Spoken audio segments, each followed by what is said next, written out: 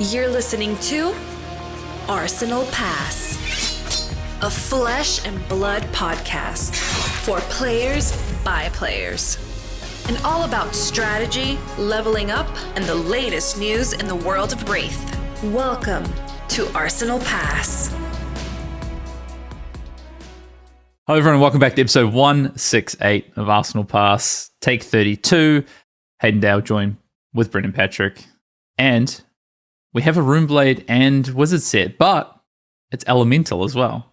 Yeah, actually, I was looking at it. Doesn't look that cool. I kind of wish they did like a warrior and a guardian set. That'd be so much more fun. Nah, yeah, finally. Let's go.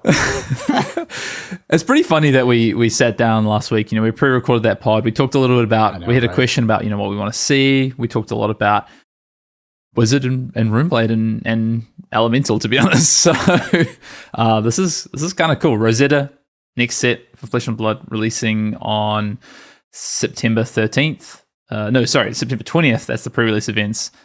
It's going to be pretty cool. Will it get you to Tampa Bay? Yeah. Tampa. The set's pretty cool, man. Tampa. Cool. Maybe. I don't.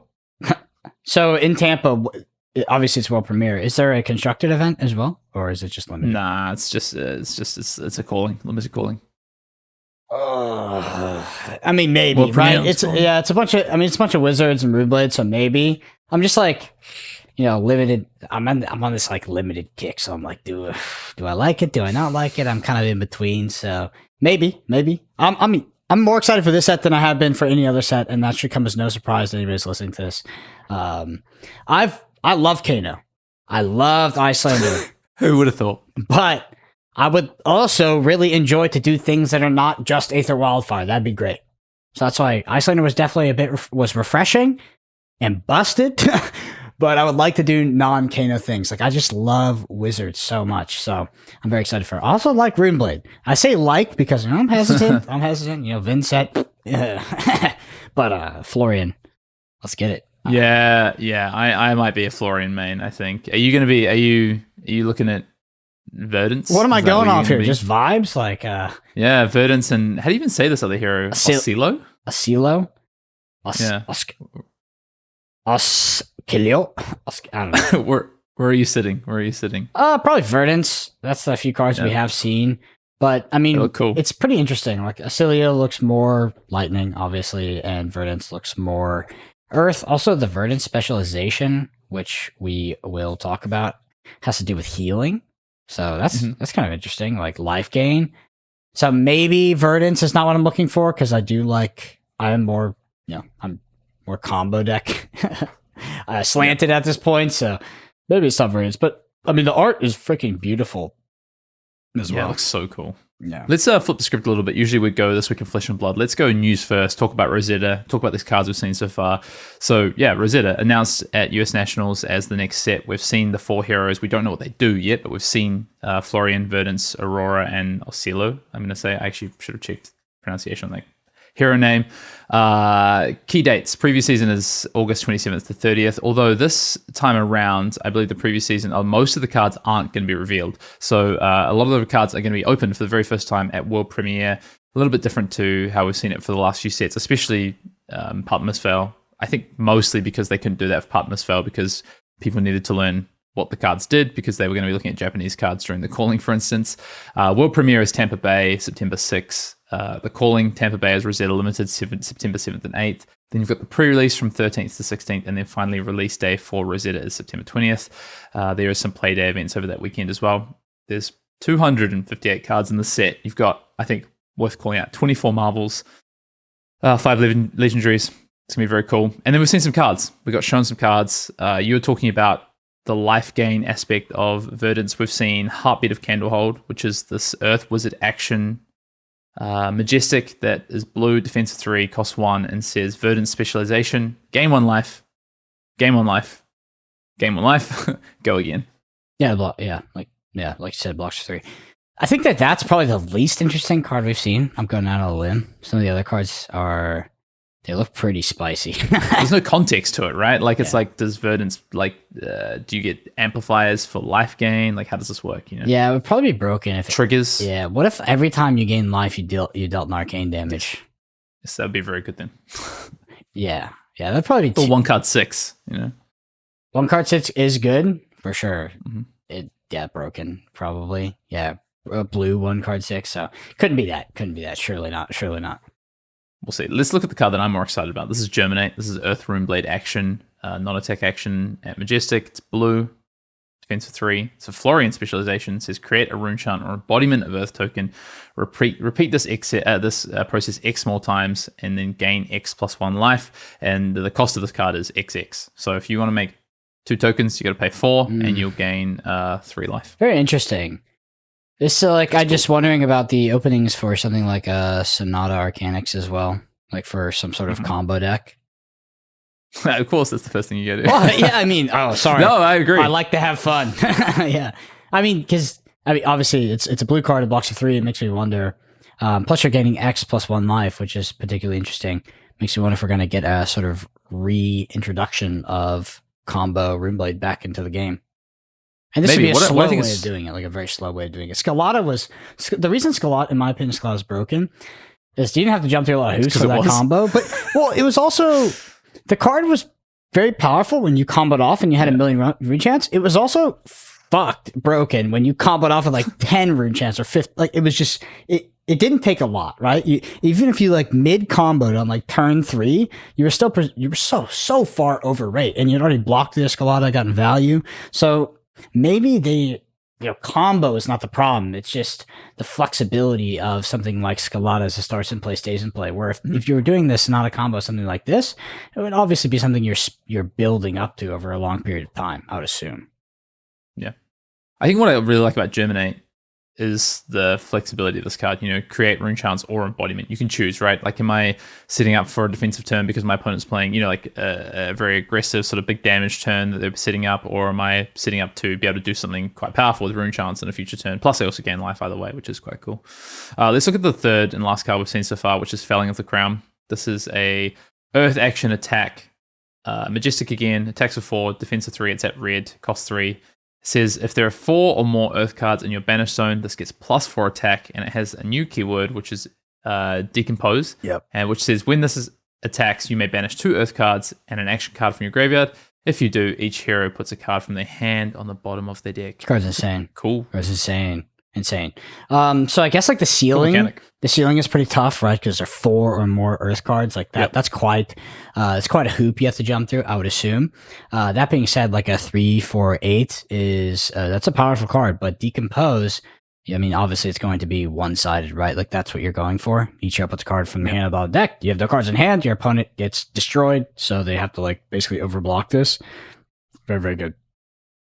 Actually, insane. It's cool. Kind of busted, but it seems nuts.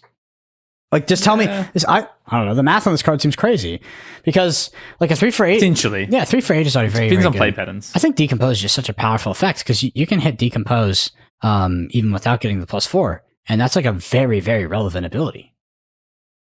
Because you're kind of achieving the same thing. Like, let's say you go 3/8 and your opponent only has 2 cards left in hand because you attack with something you have 4, or they just, for whatever reason, they plop 2 cards in front of this.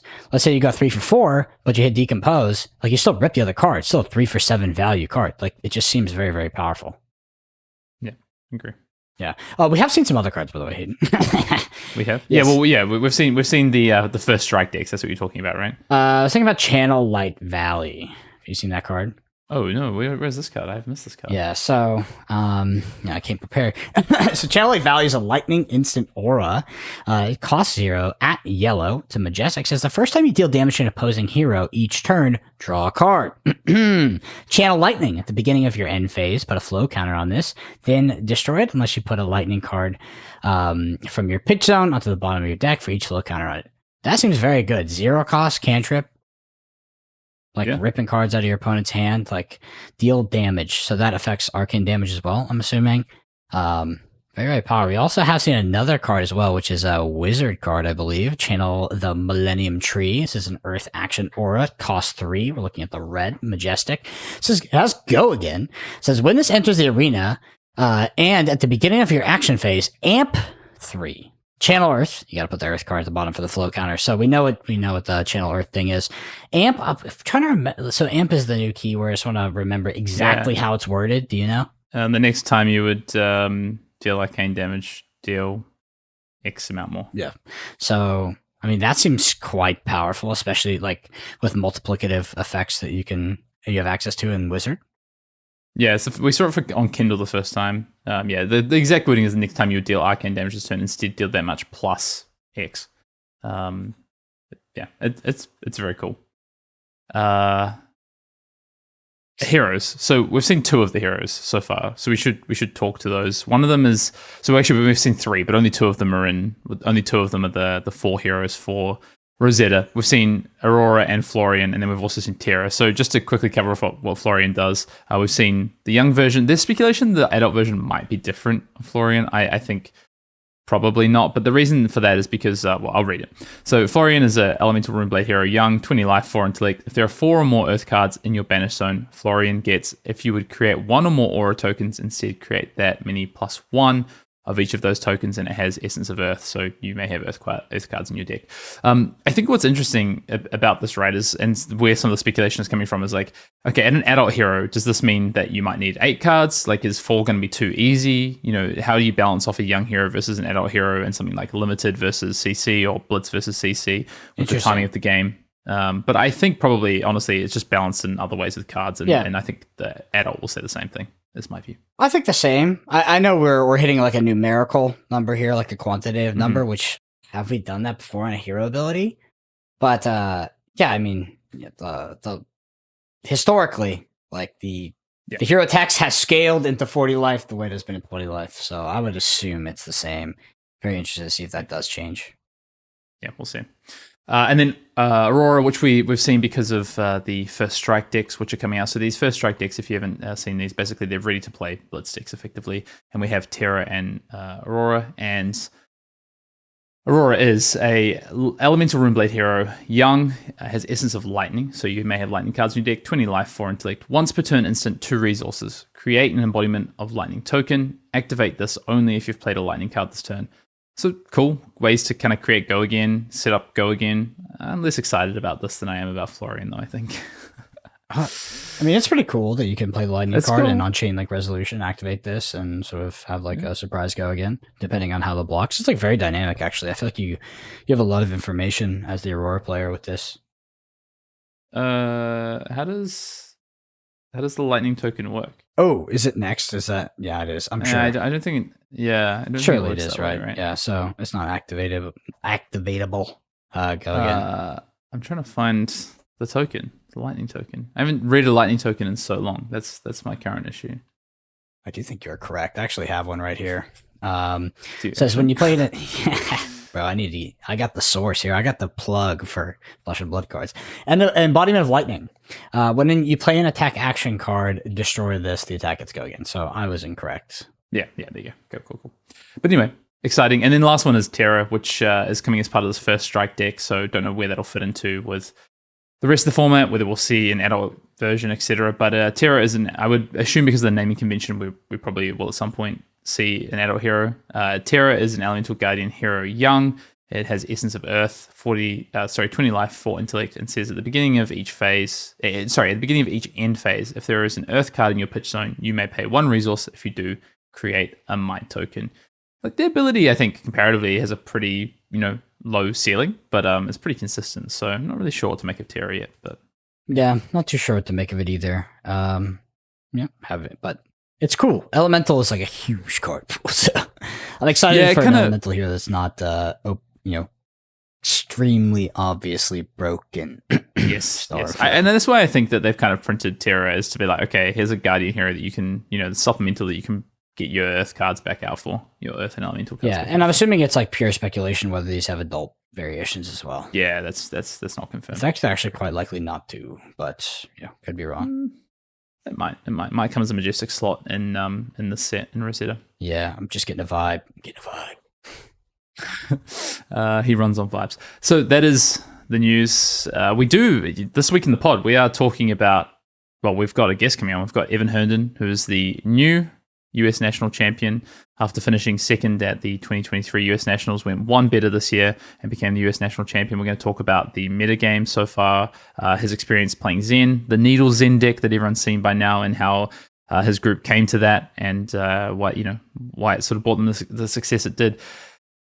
Any other kind of shouts before we get into that? This week in Flesh and Blood we didn't really cover. I've just been testing for Nationals, Brendan. I got Nationals this weekend, so looking forward to that.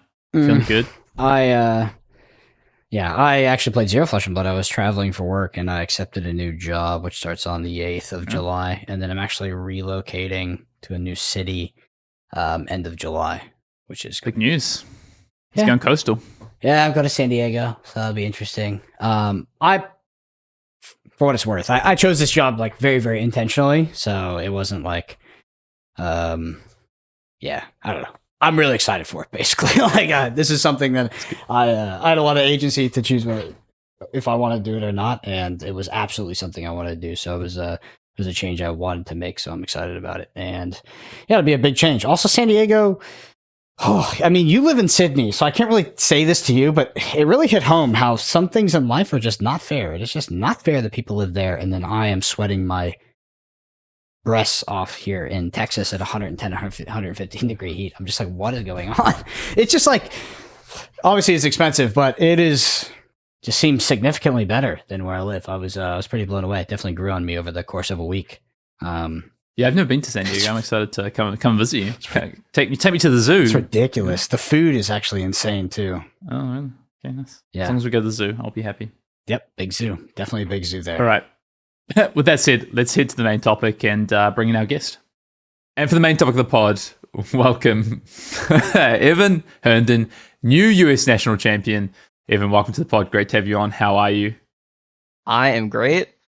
Super happy to have won, Right in the Not high. much to complain about right now. Yeah, just for our listeners, those who might not know you, and I just want to make you feel comfortable on the pod. Can you give us a backstory of like where you came from, how you got into Fab? I just want to make sure it's lengthy and detailed. By the way, don't skip over any details. Lengthy and detailed. All right, I'll even start with the beginning of my card game career. So like 7 years ago, started playing Pokemon. Did all right in that game. Stopped playing around COVID. One of my Pokemon locals, this dude AJ, showed me the game, and then started playing during Monarch pre-release, and I've been hooked ever since. Interesting. What about your competitive? Like, how you been playing competitive for, and when do you feel like you really kind of made that switch, right? Because I feel like everybody can go to a call-in, go to a pro tour, go to like a U.S. Nationals, but there's like this time when you make a switch and you get into a serious testing group and you start approaching these tournaments like you're going to win them. When did that happen for you? So I think I've been like trying to be competitive since I started playing. I like top forward my first RTN for the first US Nationals in Orlando, and I had kind of started taking testing somewhat seriously. Tark gave me the Briar deck that I played. But I think it really all switched for me like leading up to last year's Nationals in Vegas. I mostly was just testing against Talishar randos, but Guy and I had started testing together. And I think I like really leveled up my gameplay. Mm-hmm. Yeah, and what's it like being a part of the pantheon of the younger generation, as we'll say, in Flesh and Blood? I feel like it's you, Michael Yasker, Lucas Oswald, and Brody Spurlock are kind of spearheading this new generation of Flesh and Blood players. It's pretty cool. I will say I wish we could all like test together. It's a little split. Right now it's just Jacuzer and I testing together. I mean, obviously with a bunch of the other Canadians, but He's I your feel boy. like we can make a Zoomer power team, Yeah, I have a story about Evan. So I met Evan for the first time, or what I remember to be the first time was at the first U.S. Nationals. He kind of, he was kind of hanging around. He was like, we'd be like kind of on the side. Didn't really talk to him too much. I think you'd said something, and that was better. I remember running into Evan after that at a future event, and I was like, damn, did Evan looks way different. Like, what happened? And I remember somebody was like, dude, he just fucking grew up. Like, he's like 20 years old. he's just kind of like become an adult in this short period of time. I just remember being shocked. I was like, dude, that guy looks, I didn't know if you had made like this big fitness change or what. I was like, he looks so much better. Like, what happened? He's like, oh, Brendan, that's what happens when you progress through life. But yeah, I mean, it's cool to see your journey. I do remember that time we met at the first U.S. Nationals, and that was said Briar deck as well. Tarek Patel's Briar deck. He actually gave that deck to Hayden and I because we brought the Good deck. Yeah, or at least I brought a very bad deck to the main tournament. But then Tarek was nice enough to give us the deck that he was playing, and we all did very, very well in the calling the day after that. And our third player, Dante Delfico, ended up top 8ing. So what do you do right now, Evan? What is your sort of process for playing Flesh and Blood? Are you sort of a player that grinds the local scene? You playing a lot of armories, or do you play more online? Do you have an internal testing group? Mostly right now, a lot of online testing. I play into Talishar randos a lot. Unfortunately, right now, like our testing for nationals was a lot of like just watching like others stream in Discord and play, just into Talishar randos. So it maybe wasn't like the best testing that we could have gotten. But we cracked the Zen deck, I think, better than the other groups did, which was nice. Yeah. And then I did 4 in-person drafts, and I played no Runaways drafts. Tell me about this infamous tweet at this point where Michael Yasker, as Jacuzzer, as they call him, doubted your Zen deck. How did that happen? Where was the disparity? How did you get ahead of the rest of the testing group on the Zen deck? What was Defy? Yeah. What was the level up that you realized that other people weren't it wasn't clicking with them? To be honest, I think I was kind of just trolling him. Jacob Bod just made like a completely better deck. The one that we were playing before, it like wasn't bad. We were on like 900 wins, 9 bonds, 9 descendant, and you'd have these like really crazy pop-off turns, especially with shifting wins. But it just wasn't as consistent as like the one we took to nationals. So I said that to Jacuzza. That was like a week before, right around the time that we actually switched lists. All right. But it's a good screenshot now. What about needles? We're gonna ask about the needles, the tech. The thing that kind of surprised everyone, and now you're seeing everyone run Zephyr needles. Where did the Zephyr needles come from? What led to it? So as you said, when we talked about Jacuzzer, the Phi deck, unfortunately, this 57 head jab deck played Zephyr needles, so you could tunic them, and it's just 2 damage. But then when we thought about it, we're like, these Zen games are like 4 turns. Why don't we just play needles? It seems like they'd be really good into like the mirror match and stuff. And turned out to be right. And I got the follow-up question, because we've just seen UK Nationals won by a Zen, but not with Zephyr needles, but with Talishar. So, and I don't mean the online client, I mean the weapons. So what's your thoughts on Talishar in these decks as opposed to Zephyr needles? So Talishar is probably fine. I will say, like, now that people realize the needles, like, I didn't realize how much value you actually got from blocking them if like your Zen opponent has like a bad hand. If you block it on like the first turn they swing it, it may prevent like 4 damage in the future. But the big thing with Zephyr needles, in my opinion, is that you can like spend a resource that you may have like extra floating. Like a lot of the times you'll go like bonds or descendant bonds into like spinning wheel kick, and you can use the extra floating resource that you have. But with Talishar, it doesn't like fit in as cleanly. Yeah, you wouldn't swing a Kakara or a Talishar necessarily if you didn't make the resources for it, but you have this extra resource to just swing for 2 damage, convert it to 2 damage. And often if your opponent blocks it, especially if you're in race situations, it's kind of like what's the card you use to pay blue and make them pitch a card from Iceland? Winner's Bite, my favorite. Yeah. Or Winner's Bite. Yeah, there you go. I want to go back to story quickly, your story, because Brendan was, he asked you about your story, your narrative a little bit. But in your journey, but take us back to US Nationals last year, because for those that may not know, how did you go at US Nationals last year? I got second last year, so I played Lexi, broken deck. I got like pretty lucky in draft, and enough said. I lost to Briar in the finals. Wasn't really prepared for that deck, but it kind of caught me off guard. I think it was my only like 2 CC losses in the tournament were both to Charles Dunn on that Briar deck. Interesting. Do you feel like with like an infinite amount of reps, you would have been able to beat that deck with the list that you brought, or do you feel like the list was just fundamentally not tuned in a way that could do well into Charles's deck? So I think if I practiced more, I certainly could win a number of the games, but I don't think the list that I played last year was as tech to like beat the fatigue matchup. Like if I played 3 lightning press, I think I would have been in like a much better spot. But I wasn't like aware of that at the time last year. Yeah, that's fair. I think it's such a cool, such a great journey. You went from second to first, right? You could only go one better, and you did it this year. What was that kind of mentality going into the event? Like, were you thinking, I came second last year, I want to win this, or was it more just it kind of happened? It kind of happened. Obviously, it's like leading up to it, I was joking with like some of my friends about like, oh, I just want to like win one more game than last year. So I was like really shocked you've actually done it. I was just gonna be like very happy if I top aided or like got a Worlds invite. So winning was just incredible. Yeah. How do you go about preparing for drafts and an event like US Nationals? What's your process? So I played a lot of heavy hitters leading up to LA, and it didn't really work out. I didn't even make it out. I played one round of draft before I dropped, so I just never really got to use any of that like practice. And I probably did like 50 drafts or so on runaways.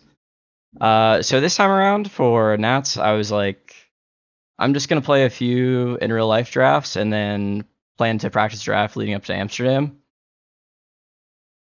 Yeah, so I did like that was an effective. That was sort of like an effective strategy for you.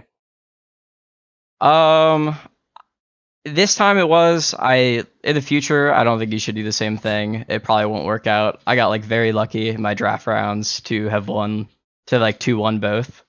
And like at the end of the day, at these like split format events, like you have to at least X2 draft or you just aren't gonna top 8. Mm-hmm. So I think I was a little ill prepared in that fact. What did you play in draft, by the way? Yeah, I played. So I forced Zen on day one because I've been talking with Jacob Baugh and he's like, "Oh, dude, it's free. You just force Zen. It's like easy guaranteed 2-1." I was like the third Zen in my pod, and like my deck was okay, but like I got really lucky to have won like 2 games. I probably should have like 1-2'd at best. And then in the next pod, I drafted new.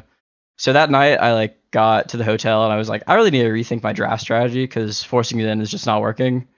So then I went with what I had been trying in like draft practice, which was just forcing Enigma.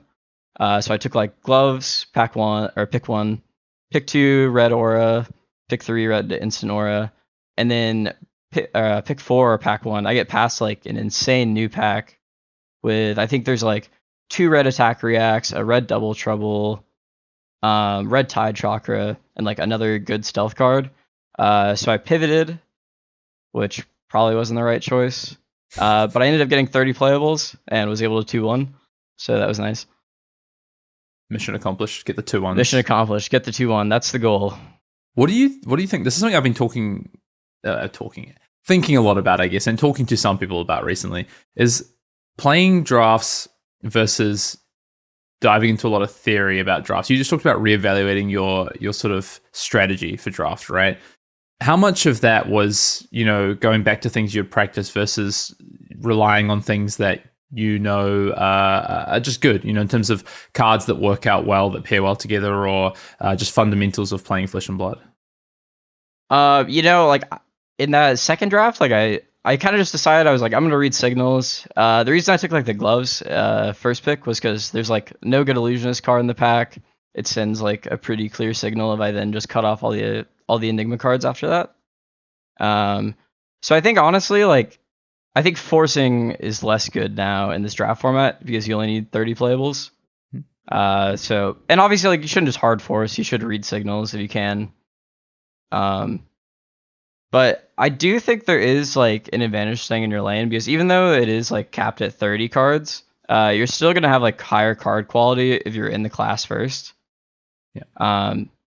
So that's how I read signals. I just read only the ninja cards and pass the rest. That's reading signals. Yeah, I mean, what do you all think about the efficacy of forcing in this draft format? Do you like, because you mentioned Jacob Baugh's opinion on it, like post US Nationals and going to sort of like the the format aging a bit and maturing maybe, do you think that's still a super legit strategy? I mean, you obviously changed your strategy on day 2, or you changed your strategy for the second draft. Like, what do you think about this this sort of forces Zen plan? I personally have like never had forcing a hero work out for me, but a lot of other players have had like a lot of good success with it, even in this draft format. Like I'm pretty sure Jacob played Zen and like 5-1 his drafts in Nats. So I'm still a believer, but I don't know if I'm gonna use that strategy. Yeah, I kind of see it as like a if you have like, so say you have like three kind of vessels of effort and value and information, you can like get all three of them to like 70% full like pretty quickly, but then it gets quite hard to fill the rest up. And I think if you like specifically, if you identify one hero as either like underdrafted, or you think it's just like so supremely powerful or so much easier to play, and you can get that to like 95, 98%, then I think there's a lot of value in that, honestly. I think almost every draft format has had that. I just don't know if it's overall ever the best strategy. But I think you can get a lot more value than if you're underprepared. Say you're underprepared, say you don't know how to draft New or Enigma very well, and you end up just drafting bad decks, you were probably just better off forcing the hero that you know how to play very, very well, honestly. It's very surprising for me to hear. I feel like, listening to that, what first comes to mind is that if forcing can be even competitive in a 30 card format, it feels like it must have been like very, very competitive in non 30 card formats where your deck was uncapped. Because this was always an idea I felt like we were sort of dogmatically against, just doesn't feel good to put a lot of time into a draft format, have this, to an extent, like an ego as like a card game players be like, oh, just forcing is just correct. And you have this like initial reaction to sort of, I think, kind of reject that idea. And maybe we just were not evaluating it in a fair way. I'm not sure it is correct though. Also, just and I just to because I know Evan said the same thing. Like, maybe forcing versus older sets and things like that, and the 30 cards means that you can potentially stay a little more open.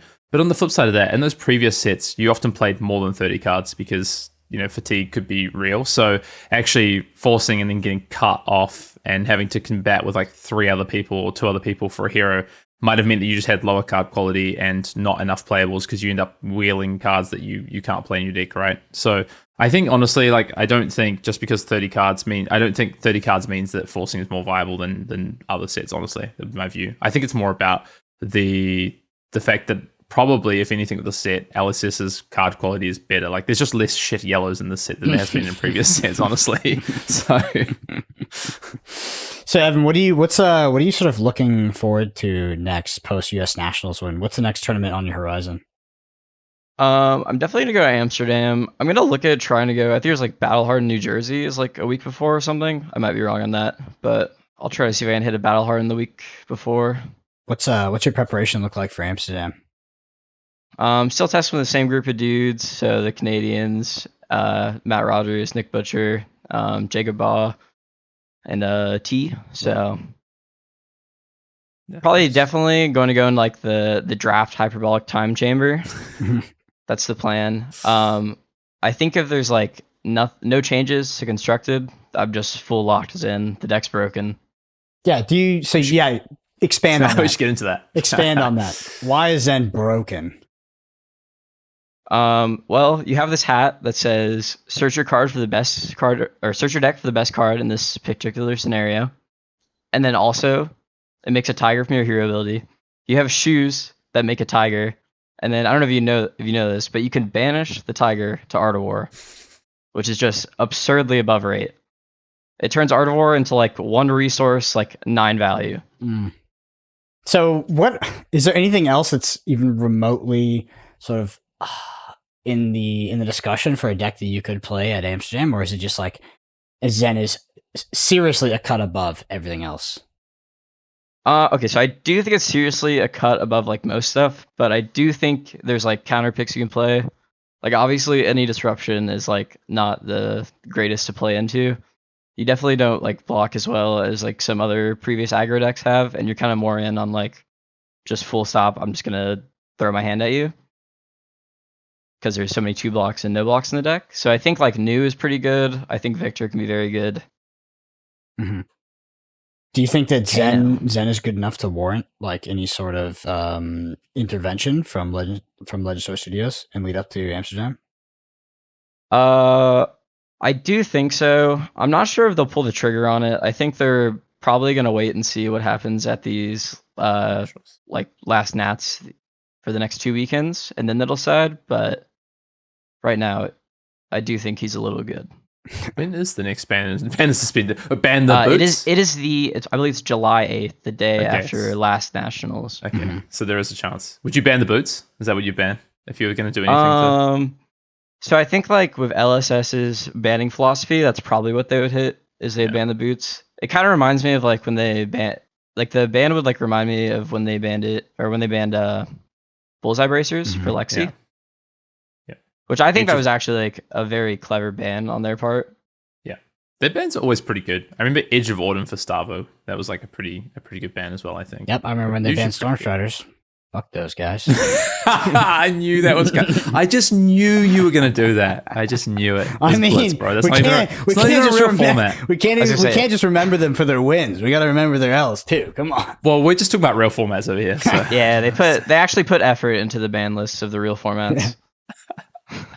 Let's get into meta. I want to talk some meta because with US Nats obviously kicked off, US Nats and calling kicked off. Also, no one actually flamed Brendan in the comments for getting the city wrong for US Nationals. He was like, "No, there's no way it's in Minnesota." It was. Well, I said it was in I said it's in Minneapolis. I said it's not in Minnesota because that's a fucking state. I was like, what? You're like, is it in Minneapolis or Minnesota? I was like, well, it's probably in the one that's a city. Gotcha. Okay, all right. I thought you were telling me it wasn't in the state. All right. Anyway, U.S. Nationals and the calling kicked off the national season, and then we've just finished up first week of the Nationals. Let's take a little look at the meta. So Zen, no surprises, I would say, winning the most events over the weekend, including UK Nationals, which was, I think, the biggest, almost certainly the biggest of this past weekend after US Nationals the following weekend. Enigma took out 2 wins, KO took out a win, Azalea took out a win, and I'm looking at the US Nats meta. Sorry, guys. Cut that back. I'm bad at this. I was looking at the US Nats. Last week's week 1 wins. Zen had 4 wins. KO had 2. Dash.io had 2. Okay, let's talk about this. Is Dash.io any good, Evan? Dude, I am the largest Dash.io coper out there. There might not be no one who likes the deck more than me. Besides maybe like Tom Dowling. I think it's garbage right now. Cool. I don't think it's garbage. Like, it's probably very playable at this point. But like, if you're going to pick an aggro deck to play, why would he play the one that loses to like 63 blocks? And then also just doesn't deal as much damage as Zen. Mm-hmm. It makes no sense to me. Yeah, you should just play normal Dash, right? I don't know if I'd say that, but I think that's a better pick than Dash.io right now. That is the fucking hitting the copium dab with Hayden and Dash for fucking 3 years now. Every high level event, it's like we come together as a group. It's like, what are you playing? And like, let's say we have 8 people there. 7 people say tier 1 decks. Hayden's like, how about this tier 4 deck? How would that be? It's like, Hayden, no, you're not going to play Dash. We're not going to play Dash. Nobody's playing Dash. Okay. It's Dash always sucks. at least tier 2. Don't do it. It is always at least tier 2. I played Dash at Worlds, and I vowed never again. Never again. See, I wish I played Dash at Worlds. That's what I'd been testing, and I wish I played Dash at Worlds. Didn't you play the Dromai deck? That one was broken. It was a great deck. Was it? That deck was nice. That was the best deck in the format, by the way. I don't know. I'm not talking about Dromai's done. I'm never talking about Dromai again. Screw that hero. Screw. He doesn't exist. 2 wins for Enigma, 1 win for Nu, 1 win for Dory, 1 win for Kano, 1 win for Azalea. Obviously, there's a massive spread of events in terms of sizing of these national championships.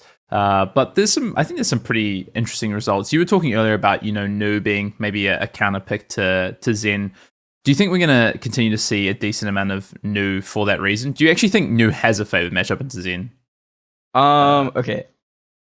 I personally think so. Some of the people who played Zen in our group disagree. Like, Jacuzzo said it's free. I don't think it's like anywhere close to He says that about a lot of things, though. He says that about a lot of things. His vocabulary is like hyperbolic.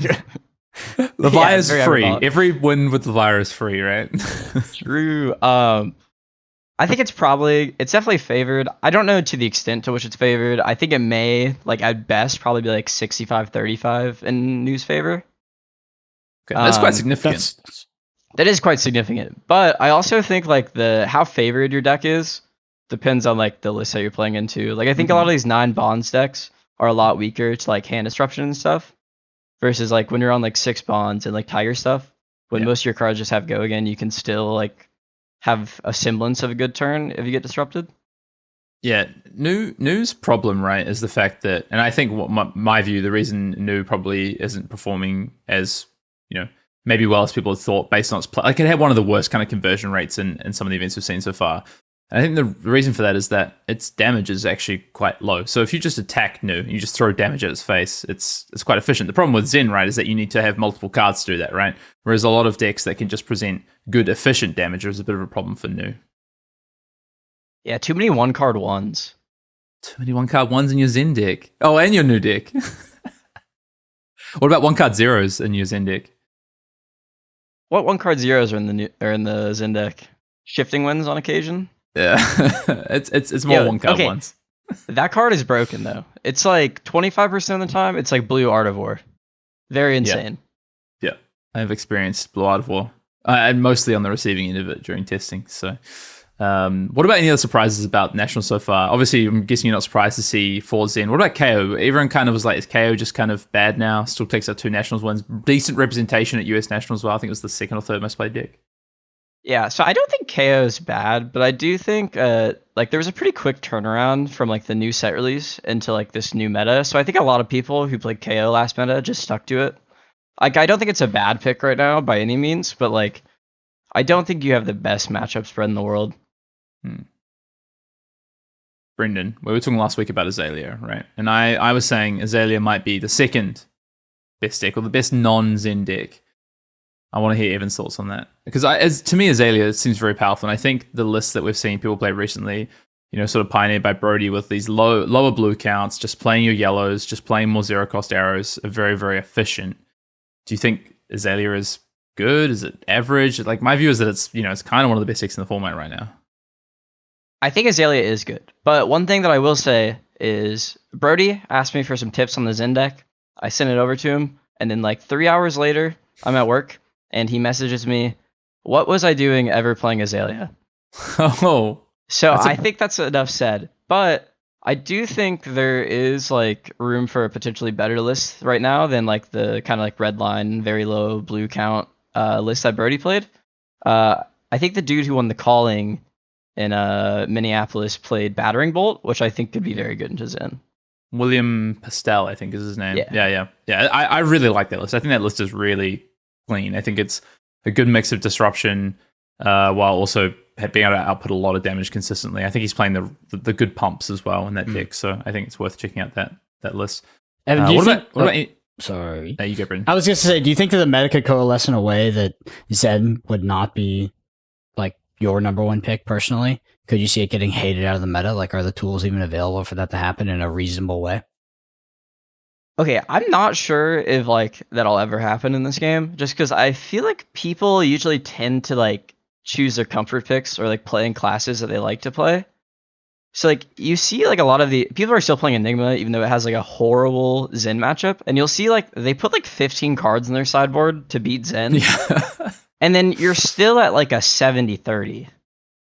70 on Zen's favor. 70 yeah, Zen, 70 on 30 Zen's Enigma, favor. yeah. So like you could pick all these counter picks like Nu or Victor even, but then you just have people running around on Enigma still who are gonna beat you. Yeah, it's like the illusionist. Or people are still playing KO or Dash or something.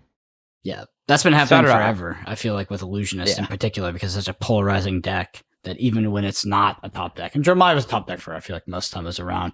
Like people are just still playing it, and then you're playing a deck that's well targeted the meta, but just has like a virtual auto loss into illusionist. You're like, why do these people play this fucking deck?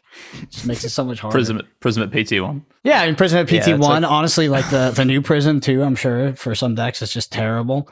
Yeah, it's just kind of always been a thing with illusionists. I think you're absolutely correct with like Flesh and Blood has this, even at the highest level events, invite only events, you still have people coming in on comfort picks with sideboards, 15 card tech for a specific matchup that they're going to lose anyway.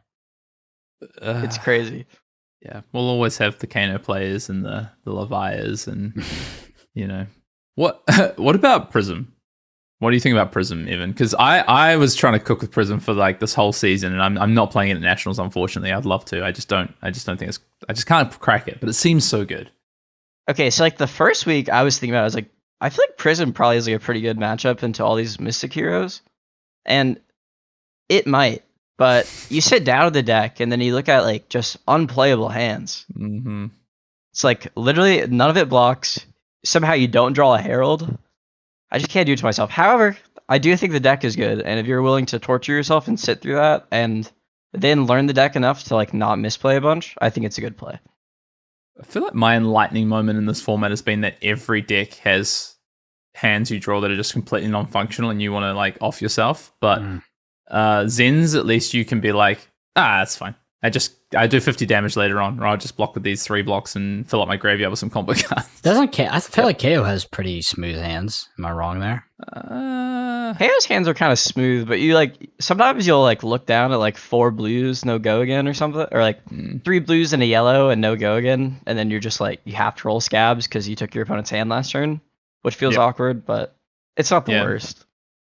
They just see that you have no arsenal and they just like block you out. They're like, okay. And then you draw, or you you hit the blood rush into like the 50-50, hit the wild ride and draw something that's like unplayable. And you're like, oh, guess I'm coming in for 10 damage and passing my turn back. Like, it feels a bit bad. Interesting. How do you feel about the overall power level of Path of Mistveil and its effect on the game? Do you think that it's like, I mean, I guess to ask you kind of a binary question there, do you think it's too powerful to an extent? It might be too powerful, but I do think it was like a nice change from heavy hitters, because I feel like heavy hitters got boring fairly quick. It was kind of just like a lot of math. Mm-hmm. Yeah. And you could play like a lot of these heroes on just like vibes for your decision making and still like win a large portion of games, which I like. What do you? So for like the next set, do you think they should target like you think they should, for the next sets they come out with, you think they should target a Path of Mistveil level of power? Do you think because in my opinion, I would rather them overshoot than undershoot. I felt like we undershot for quite a while and it was the worst time I've had. Like for me, that was the lowest. Bright lights, baby. Yeah. For me, that was the lowest point of Flesh and Blood. And I hope that will be the lowest point in its history. So I'd rather them kind of overshoot with these sets rather than, significantly undershoot like they have in the past. What are your thoughts?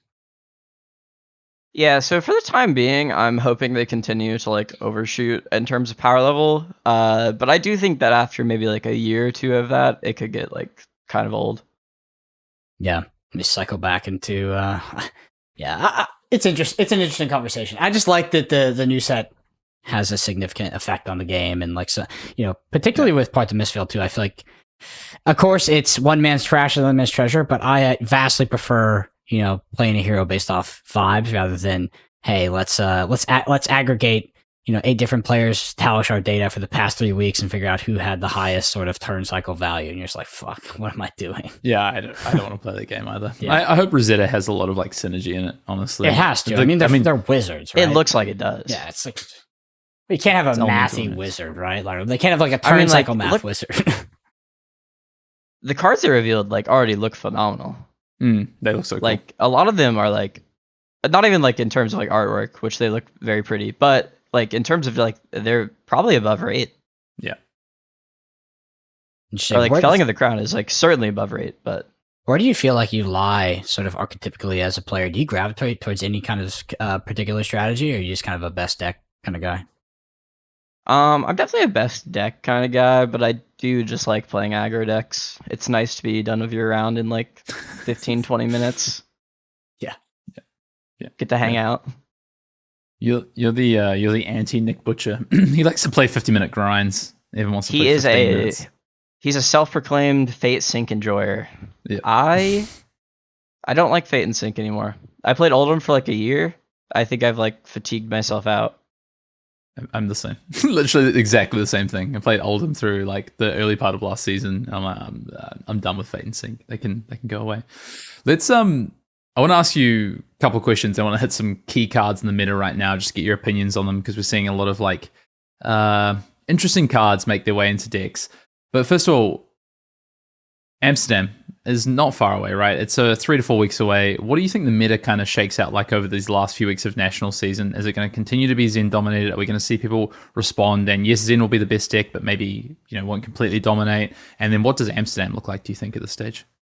So I think we're definitely going to continue to see Zen dominate, and I think what Amsterdam is going to look like is really dependent on like if they touch the Classic Constructed format. Also, I think one thing that we didn't really touch on in CC is like how good Kano is right now. I think it had like 3 out of the 8 top spots at the calling, which checks out. Kano players cannot draft, so it makes sense. They would convert it to CC only event. The deck is like very good. Kindle is actually insane. Oh, Kindle's like absurd. I think it like increases the variance of the deck. It does. Like occasionally you will just like lose from it, but also it like wins you games out of nowhere sometimes.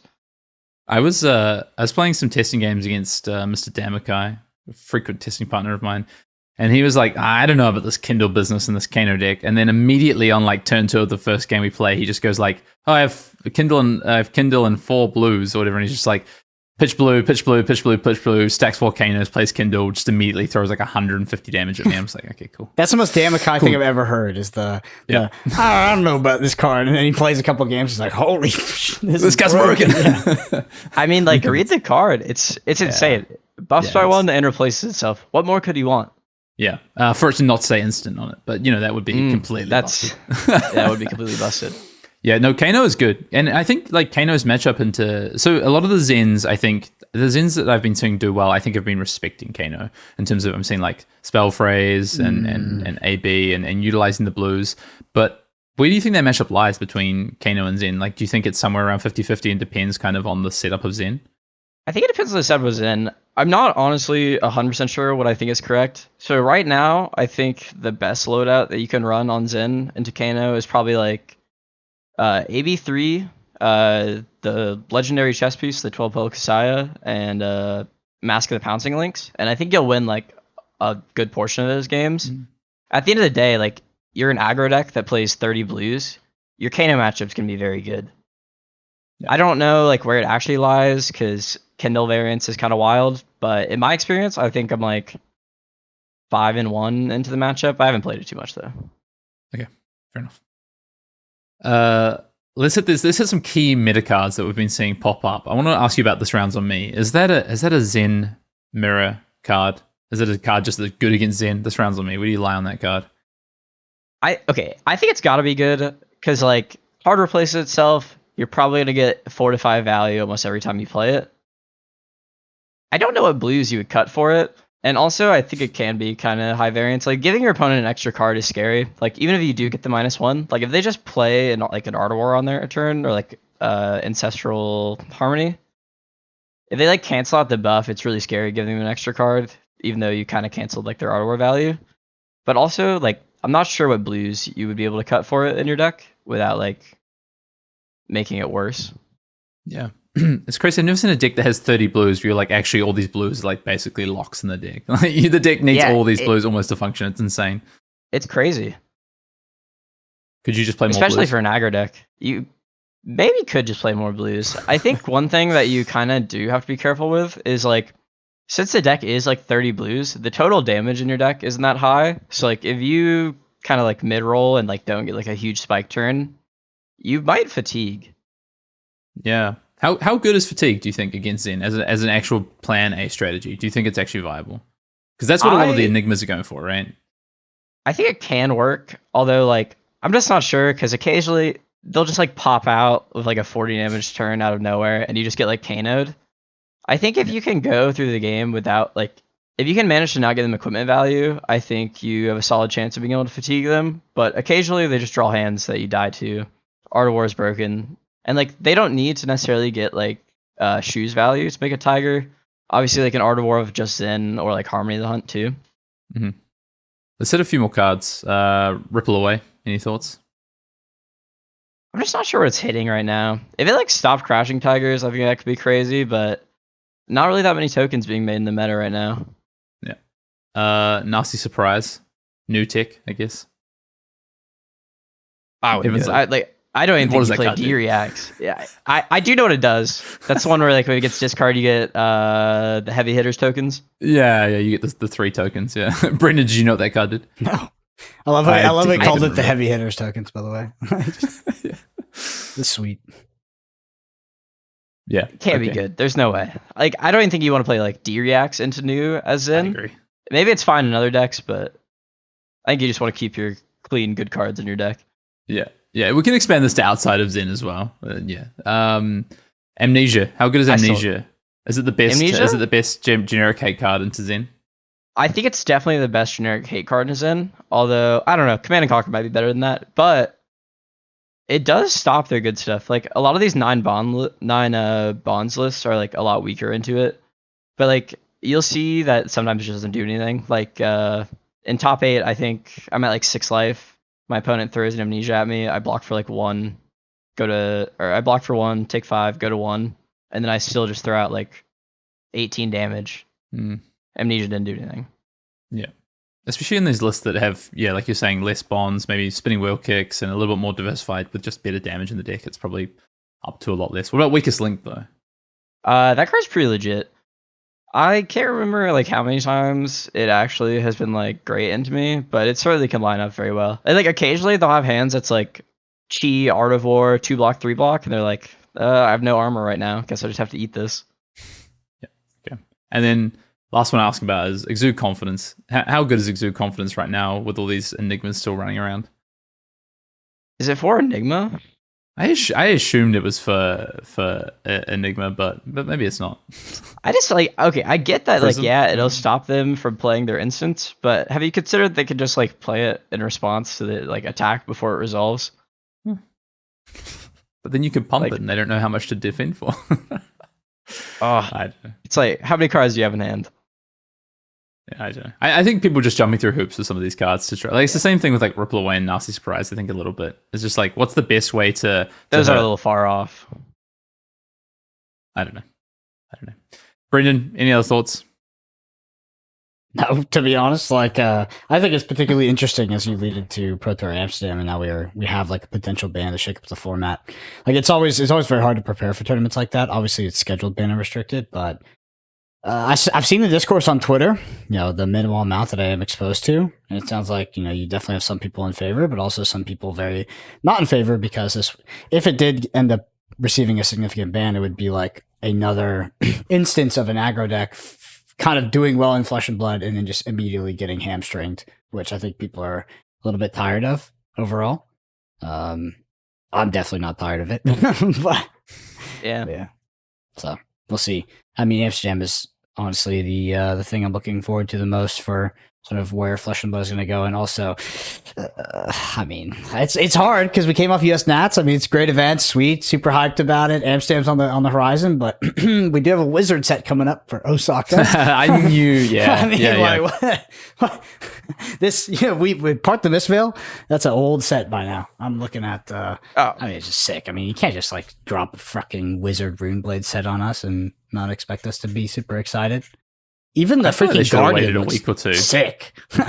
Yeah. Oh yeah, the Terra, Yes. the new First Strike Guardian. Yeah, even the Guardian looks sick. It's also particularly interesting how we have, Elemental versus, the Guardian is the Guardian's also an Elemental. For some reason, I thought that was an Earth, but yeah, it is very interesting how they're Elemental. It's like a very large card pool of access to, so I'm excited. Arcane damage, baby. He's back. All right, Evan, I want to say a big thanks for coming on the pod and give you a moment to shout yourself out in terms of if you want people to find you, where they can find you, and anything else you want to lead out with. Not really much to say. Thank you for having me. Follow me on Twitter at Emotionio. I think it'll be like, it's right below me, I think. Yeah. Yeah, that's it. Thanks for having me. Cool. Really, Brendan, I take us out. really thought he was gonna do the Dilks. He bluffed us. Yeah. No, I need Twitter clout is more important. Twitter cloud is more important than the bit. Anyway, if you listen to this podcast, you enjoy it, the number one thing you can do is leave a survey on Apple Podcasts or Spotify. There's a video version of this on YouTube at youtube.com/Arsenal Pass. Shout out to all the Arsenal Pass patrons. And yeah, thank you all so much for listening. We'll see you in the next episode.